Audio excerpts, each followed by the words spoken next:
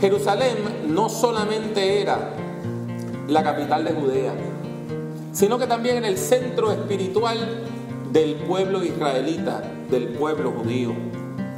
Y como tal, Jerusalén también era el hogar de todos los grandes líderes políticos y religiosos del país. Allí estaban personas como el sumo sacerdote, los saduceos, los herodianos, los escribas y los fariseos, entre otros líderes. Y nosotros en la iglesia acostumbramos a hablar de esa gente todos en grupo. Pero yo quisiera que analizáramos un poquito eso, porque toda esa gente que yo acabo de mencionar en una sola frase, en realidad eran enemigos acérrimos que se detestaban los unos a los otros.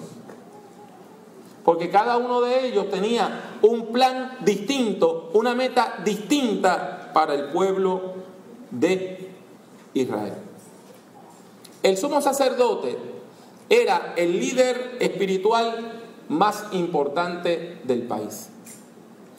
Era el jefe de todos los sacerdotes y los levitas. Y era también el jefe de un grupo que era religioso y político que se llamaban los saduceos. Y este grupo de los saduceos representaba los intereses del templo. Mire, para que usted entienda, el templo de Jerusalén no solamente era el lugar donde la gente iba a ofrecer sacrificios de animales, sino también era el banco nacional del país.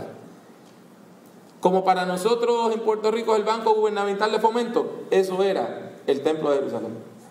Porque la gente llevaba ofrendas y esas ofrendas se prestaban, y se prestaban con intereses. Y cuando usted necesitaba dinero, usted iba al templo y pedía y se lo prestaban a interés. Aunque prestar interés era una violación a la ley del Antiguo Testamento. O sea que había mucho dinero corriendo allí.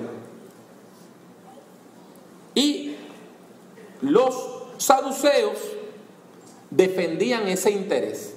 En términos teológicos, los saduceos le daban mucha importancia a los primeros 5 libros de la Biblia, porque ahí es que está todo lo que habla del sacrificio, de los animalitos que hay que sacrificar, del rito, del culto, y al resto de la Biblia no le hacían mucho caso.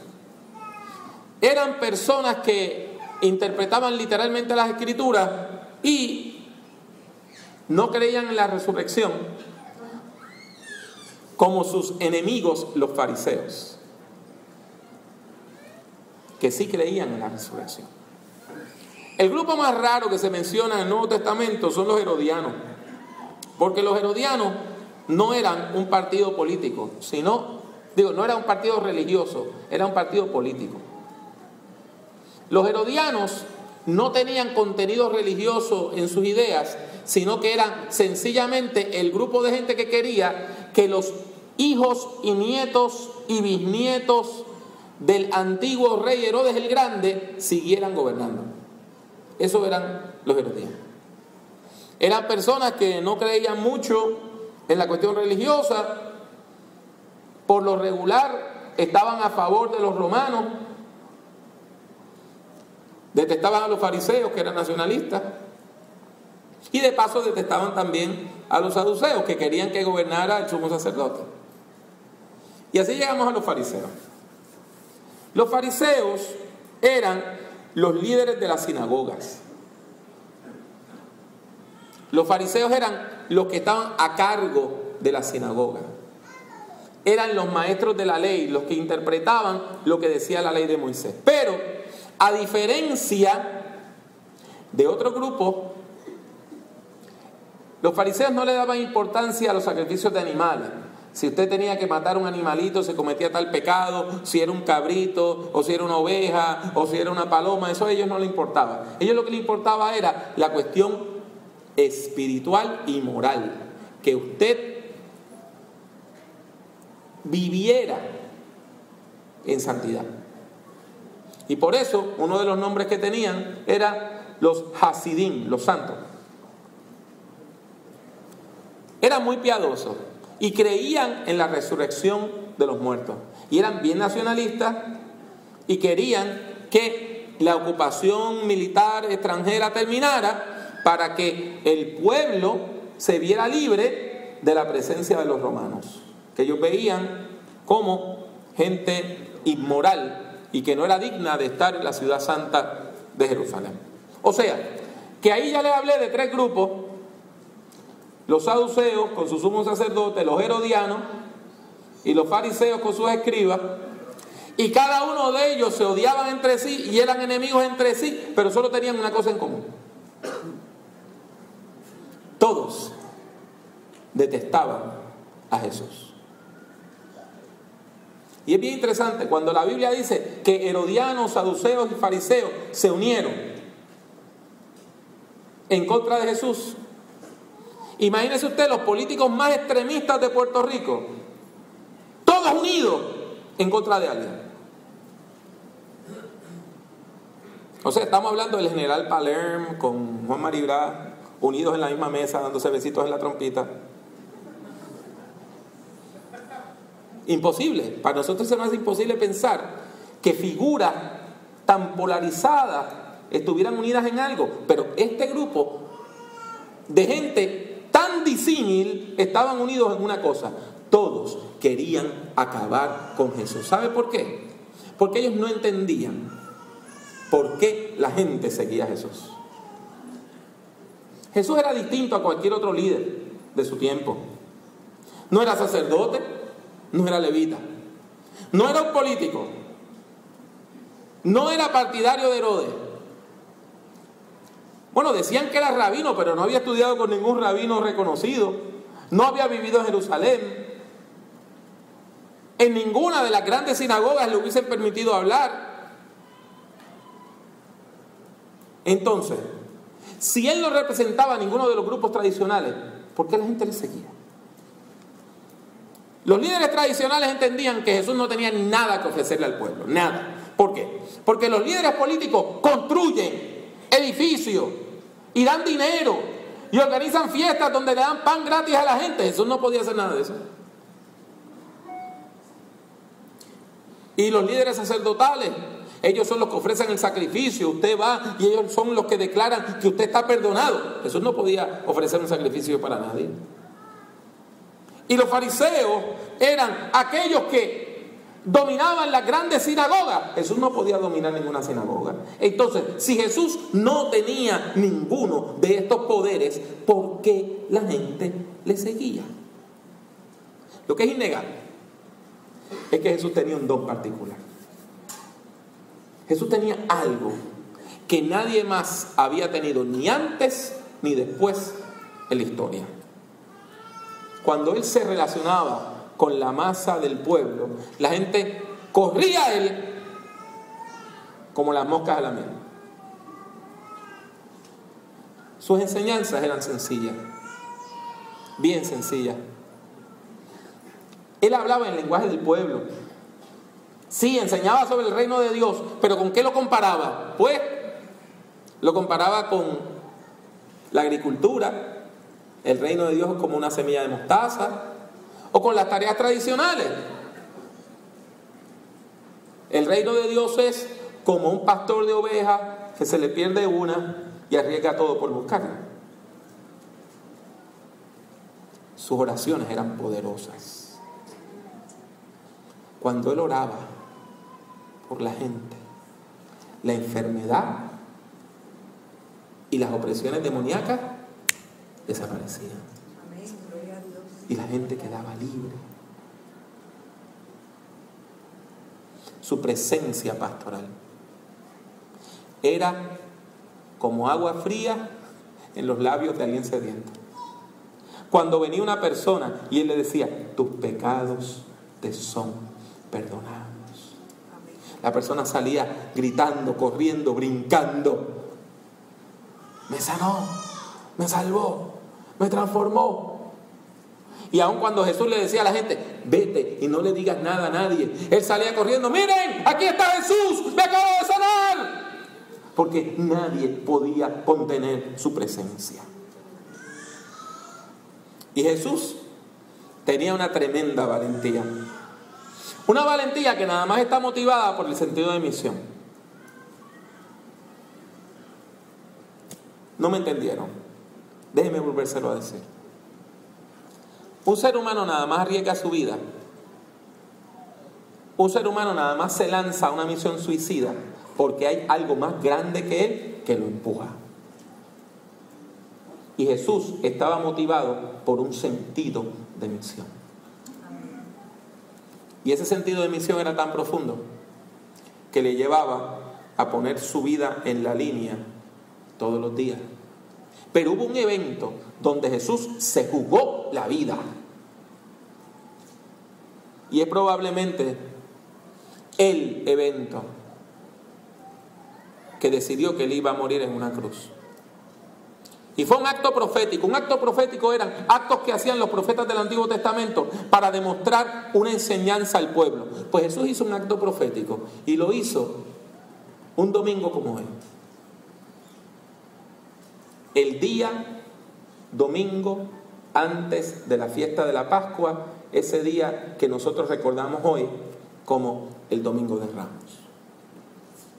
Ese día Jesús entró a Jerusalén. Y usted se va a preguntar, ¿y qué de raro tiene que alguien entre a Jerusalén? Déjeme explicarla. Jerusalén no era una ciudad muy grande. Comparada con las grandes ciudades del mundo, como Roma, que tenía más de 1 millón de habitantes, Jerusalén no era una ciudad muy grande. Pero cuando venía la fiesta de la Pascua, que era la fiesta de independencia, la fiesta donde la gente recordaba cómo Dios liberó al pueblo de Egipto, Jerusalén se llenaba de peregrinos. Podían haber entre 100,000 a 250,000 de personas visitando. Y se quedaban en Jerusalén y en todos los pueblitos cercanos.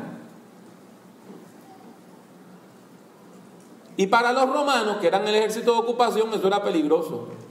Porque, y si surgía algún líder diciendo, bueno, ya que estamos recordando la independencia de Egipto, vamos a declarar la independencia de Roma. Y se formaba una rebelión. Pues por eso, el domingo antes de la Pascua, divisiones de la Legión Décima Fretensis, que estaba apostada en Siria y en Cesarea del Mar, llegaban a Jerusalén. ¿No me entendió? Déjeme volvérselo a decir. Ese domingo había un desfile militar y entraban todos los militares romanos, miles de ellos, a ocupar la ciudad. De manera que si había algún tipo de movimiento de independencia que se estuviera cocinando, ellos pueden tranquilizarlo. Y recuerden, yo le he dicho esto antes, mi tía Nidia, que era peluquera, ella no era filósofa ni filóloga, ella de pequeño, cuando yo era niño, que yo era bien inquieto, me decía, tranquilidad viene de tranca, así que o te tranquiliza o te doy un trancazo. Pues cuando yo le hablo de que los romanos querían tranquilizar, era en ese sentido. Era que ellos entraban armados hasta los dientes, dispuestos a matar a cualquier sedicioso. Ese mismo día, ese mismo domingo, mientras por un lado de la ciudad entraba el ejército de ocupación extranjero, con sus estandartes, con sus caballos, con sus armas, con su actitud de violencia, para decirle a la gente, o se tranquilizan o los matamos. Por el otro lado de la ciudad entra Jesús, sin armas en las manos, montado sobre un burrito, símbolo de la paz, rodeado por un par de cientos de personas que gritaban, bendito el que viene en el nombre del Señor. Mientras por un lado de la ciudad entran los emisarios de la guerra, por el otro lado de la ciudad entra el príncipe de la paz.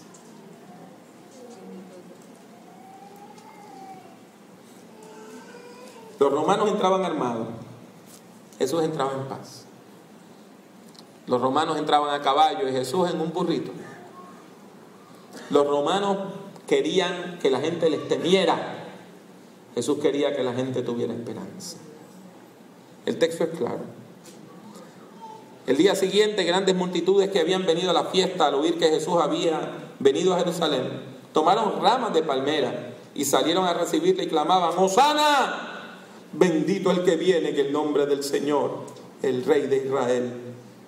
Y halló Jesús un asnillo, un burrito, y montó sobre él, como está escrito: no temas, hija de Sión, he aquí tu rey viene montado sobre un pollino de asno. Esto fue un acto muy atrevido y no pasó desapercibido. Las autoridades romanas lo notaron, porque al lado del templo de Jerusalén había un castillo, una fortaleza militar llamada la Fortaleza Antonia, y tenían vigías, y de allí esa gente vieron lo que Jesús hacía. Un acto tan atrevido que ni aun sus propios discípulos lo comprendieron. El versículo 16 dice: estas cosas no las entendieron sus discípulos al principio, pero cuando Jesús fue glorificado, entonces se acordaron de que estas cosas estaban escritas acerca de él y de que se las había dicho. No obstante, este sencillo acto de Jesús trajo esperanza al pueblo. Trajo esperanza al pueblo. Hosana quiere decir salva ahora. La gente le estaba diciendo al Señor: Señor, envía tu salvación hoy. Hoy, que hoy sea el día de la salvación. Pero trajo esperanza porque era un desfile de la vida. Mientras los romanos desfilaban en nombre de la muerte y amenazando de muerte, Jesús desfilaba en nombre de la vida, del Dios que salva, bendice, transforma, sana, cura el corazón.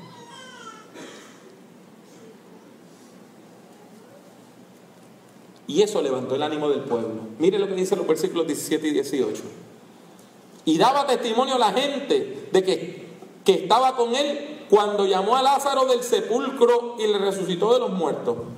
Por lo cual también había venido la gente a recibirle, porque había oído que él había hecho esta señal. Los que lo veían recordaban las obras lindas que Jesús había hecho, que había sanado, que había transformado. Y sobre todo recordaban un evento que había ocurrido recientemente en la ciudad de Betania: la resurrección de Lázaro. Pero recuerdan lo que les dije al principio: ¿quiénes vivían en Jerusalén? ¿Recuerdan? Los grandes líderes de los partidos tradicionales. Y ellos estaban viendo desde dentro de las murallas. Y ellos veían cómo Jesús hacía su contramanifestación y entraba a la ciudad. Y veían cómo la gente se jugaba la vida con él, porque cada uno de aquellos que le recibieron estaban fichados, estaban carpeteados también. Y la pregunta persiste: ¿por qué la gente le sigue? Este hombre está loco, está bajando desde el Monte de los Olivos, pasando el torrente del Cedrón, y va a entrar por una puerta que, de acuerdo a la tradición, es la puerta del Mesías, es la puerta por donde va a entrar el Mesías. O sea, él se está declarando Mesías, se está declarando Rey, se está declarando Señor, y Roma lo va a matar porque está declarando la independencia en fiesta patria. Y el ejército está aquí. Está loco. ¿Por qué la gente le sigue? Yo le voy a contestar por qué. Esta gente no comprendía algo que se llama la gracia de Dios. La gracia divina, la gracia de Dios es irresistible. Cuando Dios toca su corazón, usted no se puede quedar de pie. Usted tiene que caer de rodillas. Amén, gloria a Dios. Cuando Dios se acerca a usted, usted se rinde ante su presencia. Aleluya. No importa quién usted haya sido. No importa quién usted haya sido. Usted se rinde a él. Ayer escuchábamos el testimonio de dos exconfinadas, y una estuvo presa por error y Dios ha hecho un milagro y la persona que cometió el verdadero crimen testificó a favor de ella, ella salió. La otra cometió tantos crímenes que no los recuerda. Y ella tenía esta actitud de que ella se iba a llevar al mundo por el frente hasta que llegó Jesús. Y todo ese fronte, toda esa violencia cayó al suelo. Y ella dijo: Señor, ¿qué tú quieres que yo haga? Eso es la gracia irresistible de Dios.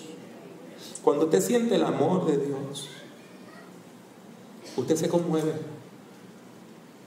Usted puede ser el hombre más violento del mundo, pero cuando Dios toca su corazón, usted se rinde. Hace poco en la prensa se reseñó la conversión de Alex Trujillo. Ahora mismo en la cárcel federal, Alex Trujillo es allí donde está un evangelista, un predicador, hablándole de Cristo a todo el mundo.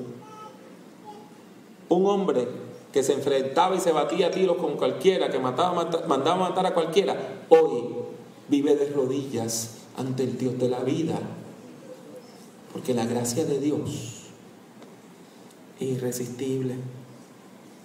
Cuando usted siente la presencia de Dios como se sintió de manera tan tremenda al principio de este servicio, usted se tiene que rendir a ella.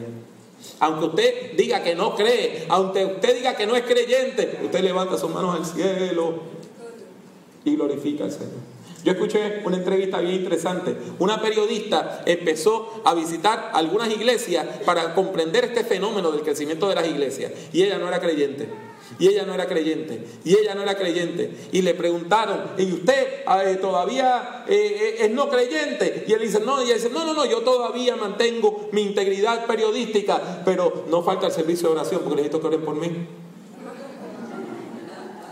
Hermano, cuando usted siente la presencia del Señor y usted comprende que Dios está aquí, está a nuestro lado, es algo maravilloso, eso nos llena de esperanza. Y usted siente valentía para vivir. Y cuando otras personas se quitan, y cuando otras personas se quitan, y cuando otras personas se quitan, usted dice: yo voy en el nombre del Señor. Y cuando otras personas claudican ante el problema, usted le dice: mira, problema, tú vienes contra mí con escudo y jabalina, pero yo voy contra ti en el nombre del Señor.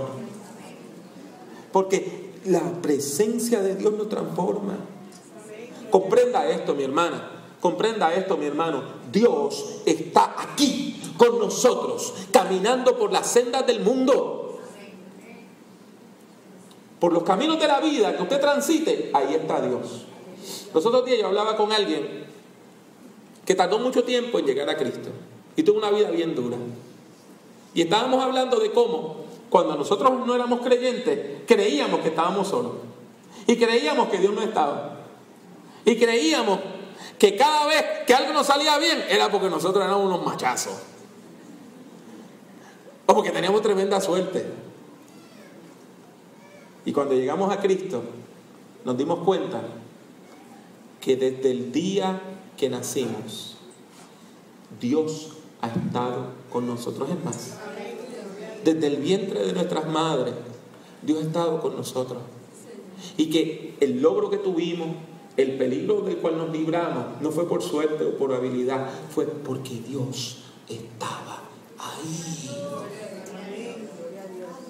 Por eso le seguimos. Por eso nos rendimos ante Él. Por eso, porque cuando usted siente la presencia de Dios, es como si latiera dentro de su propio pecho.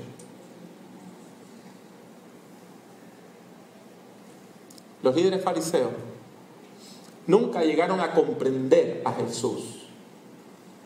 Nunca. Algunos fariseos se hicieron cristianos, pero en términos generales, los líderes fariseos nunca lo comprendieron. Pero sí sabe lo que comprendieron. Comprendieron que ellos estaban equivocados. Y que todos sus esfuerzos en contra de Jesús eran inútiles. El versículo que leímos, Juan 12:19, lo deja claro. Años oponiéndose a él, años diciéndole a la gente no le sigan, años diciéndole a la gente no le crean, años diciéndole a la gente: ese no ha estudiado por nadie, él no es ningún rabino, nada, es un impostor. Y ven que la gente le sigue y ellos tienen que confesar. Ven que no estamos consiguiendo nada. El mundo se va a traer.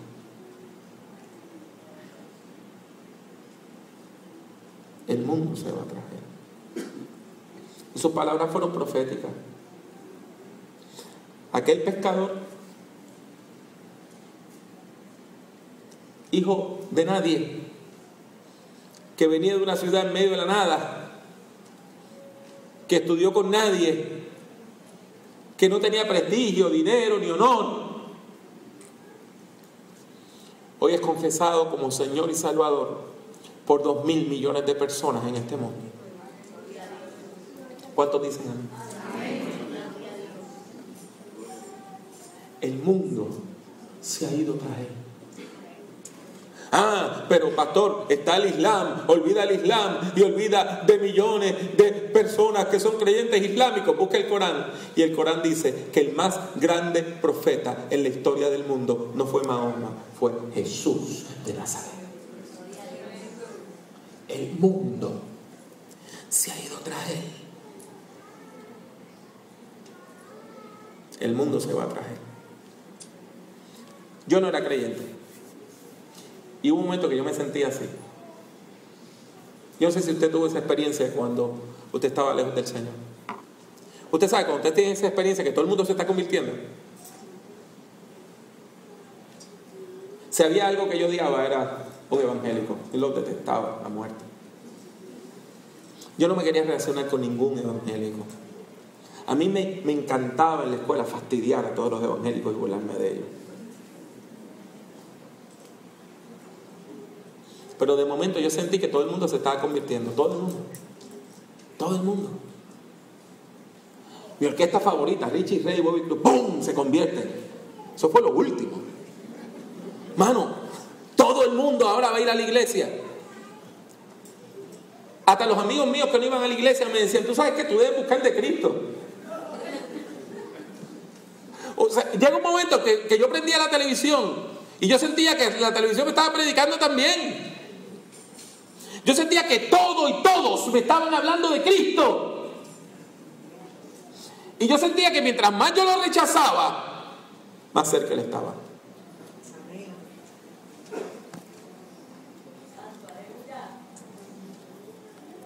Un domingo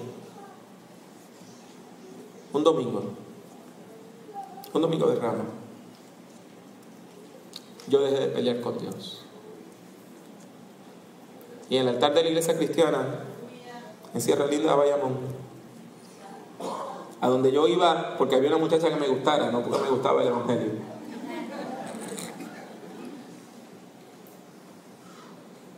Yo respondí a la gracia irresistible de Dios. Ese día yo también me fui tras de él.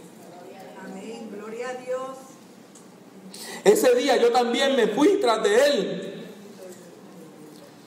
Y han pasado casi 40 años y ningún mal me ha hecho. Ningún mal me ha hecho. Mi amado me ha bendecido, me ha cuidado, me ha levantado, me ha dado ánimo, me ha dado esperanza. Y hoy, casi 40 años después, yo testifico que Jesucristo es mi Señor.